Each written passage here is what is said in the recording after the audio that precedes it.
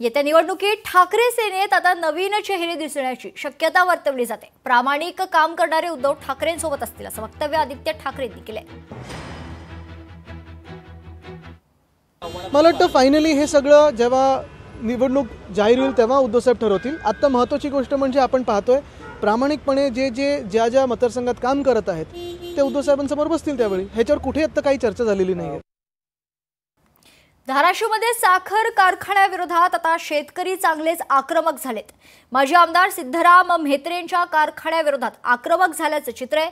2023-24 हंगामातील बिल प्रलंबित असल्याचा शेतकऱ्यांचा आरोप आहे। 3000 रुपये प्रति टन पहिला हप्ता उचल द्या अशी मागणी शेतकऱ्यांनी केली आहे।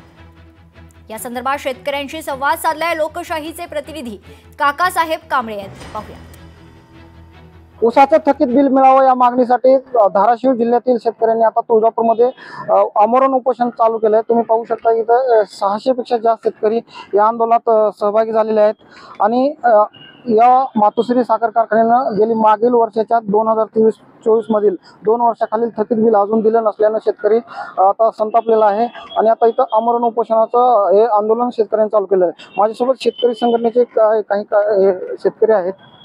काय मागणी आहे तुमची, कशासाठी सगळं करता? आमची मागणी ऊसाला भाव वाढ द्यावा आणि पहिला हप्ता त्याने 3000 शेतकऱ्याच्या खात्यावर वर्ग करावा, नाहीतर अन्यथा आम्ही कारखाना चालू देणार नाही। आणि दुसरी मागणी जे राहिलेले शेतकऱ्याचे 2700 प्रमाणे म्हेत्रे साहेबांनी बिल थकवलेत मातोश्रीचे ते लवकरात लवकर त्यांच्या खात्यावर वर्ग करावे। अन्नापाण्याचा इथं बसलेले आहेत, कारण त्यांना म्हेत्रे साहेब हा गेंड्याच्या कातडीचा माणूस आहे, कारण त्याला शेतकऱ्याची आणि या मायमौलीची त्यांना क्यू दया येत नाही, कारण ते असं वारंवार त्यांनी 2 वर्षापासून शेतकऱ्यावर अन्याय केलेला आहे। अडचण मुलांचं शिक्षण, विविध कार्यक्रम ते असे काय तर अडचण भरपूर अडचण येते, त्यामुळे त्यांनी लवकरात लवकर आमचं ऊसाचं बिल द्या।